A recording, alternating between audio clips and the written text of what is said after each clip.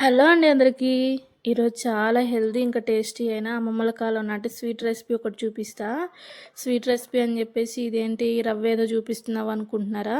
లేదండి, ఇది పిట్టు అంటారు. మా ఏరియాలో అయితే పిట్టు అంటారండి. మరి మిగతా ఏరియాలో ఏమంటారో నాకైతే తెలియదు. దీనికోసం నేను బియ్యం తీసుకొని 3 గ్లాసులు తీసుకున్నాను. బియ్యం అయితే చక్కగా వాష్ చేసుకుని నానబెట్టేసుకుంటున్నా. 1 నుంచి 2 గంటల వరకు నానితే సరిపోతుంది. ముందైతే చక్కగా కడుక్కోవాలన్నమాట. ఎందుకంటే నానిన తర్వాత కడగడానికి బియ్యం అయితే విరిగిపోతాయి కదా, అందుకనే చక్కగా ఒక 4-5 సార్లు కడిగేసుకుంటున్నాను నేను. రేషన్ బియ్యం తీసుకుంటే ఇంకా మంచిది. మూత పెట్టేసుకొని 1 to 2 అవర్స్ పక్కన పెట్టేస్తే చక్కగా నానిపోతాయి. తీసుకొని ఇంకా కడిగే అవసరం లేదు. 1-2 సార్లు నీళ్లు వార్చుకుంటే సరిపోతుంది.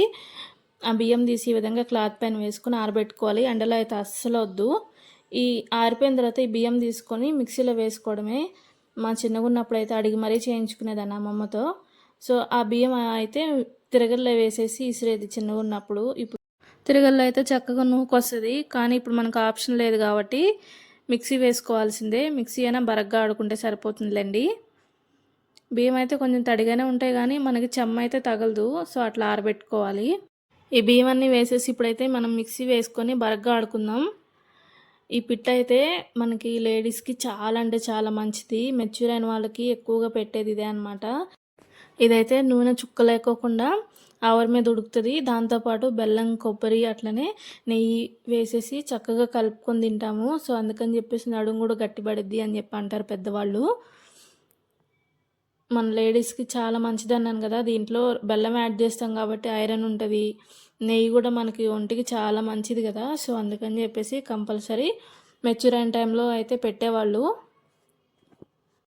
సో ఇలా బరకగా ఆడుకున్నాం కదా, ఇట్లా గట్టిగా చేత్తా అంటే ముద్ద అవ్వాలన్నమాట. అట్లా బరకగా ఆడుకొని కొంచెం సాల్ట్ వేసేసి లైట్గా నీళ్లు కూడా చిలకరించాలి. ఎందుకంటే బాగా పొడిగా ఉంటే ఇదైతే మనకి సరిగా ఉడకదనమాట. రవ్వ రవ్వగా అట్లనే ఉండిపోతుంది. లైట్గా కొంచెం నీళ్ళు చిలకరించేసుకొని కొంచెం లైట్గా ముద్ద అయ్యేలాగా కలుపుకోవాలన్నమాట. సో అలా ముద్ద అయిన తర్వాత ఈ పిండి పక్కన పెట్టేసి ఒక పాత్రలో నీళ్ళు తీసుకొని దానిపైన ఒక క్లాత్ వేసి, మీరైతే వైట్ క్లాతే ప్రిఫర్ చేయండి, ఇట్లా రంగురంగులు కాకుండా. నా దగ్గర లేక కొంచెం కాటన్దే వాడాలి, అందుకని ఇది వేసేసుకుంటున్నాను నేను. ఎందుకంటే బట్టలకున్న రంగులు కూడా అంటుతాయి. అందుకే తెల్లటి క్లాతే వేసుకోవాలి. తాతయ్యల పంచెలు అట్లా ఉంటాయి కదా, అవైతే మనకి చాలా అంటే చాలా మంచిది. ఈ కలుపుకున్న పిండి అంతా వేసేసి చక్కగా ఈ విధంగా ఘాట్లు పెట్టుకోవాలి, చేత్తో కానీ చాకుతో కానీ. ఎందుకంటే లోపల వరకు వెళ్ళి ఉడుకుతుంది అనమాట. ఇలాగ పెట్టేసి చుట్టూ అంచులు ఉంటాయి కదా, అవి పిండి పైన కప్పేసి ఆవిరి అనేది బయటికి పోకోకుండా ఏదైనా లిడ్ తీసుకొని కవర్ చేసుకోవాలి. ఎందుకంటే ఆవిరి బయటికి వెళ్ళిందంటే ఎక్కువ టైం తీసుకుంటుంది ఉడకడానికి, లోపల వాటర్ అంతా అయిపోతూ ఉంటాయి. అందుకని ఈ విధంగా లిడ్ కవర్ చేసుకొని దానిపైన ఏదైనా బరువు కూడా ఉంచుకుంటే, నేనైతే నీళ్లు పెట్టిన చెంబు ఒకటి పెట్టాను అనమాట. చక్కగా ఉడికిపోతుంది, తొందరగా అవుతుంది.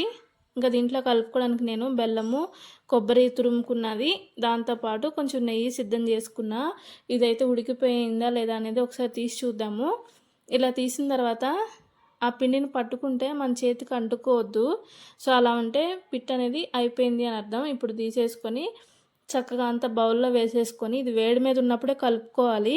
దీంట్లో నెయ్యి, కొబ్బరి అట్లనే బెల్లం వేసేసి వేడి మీదే కలుపుకోవాలి.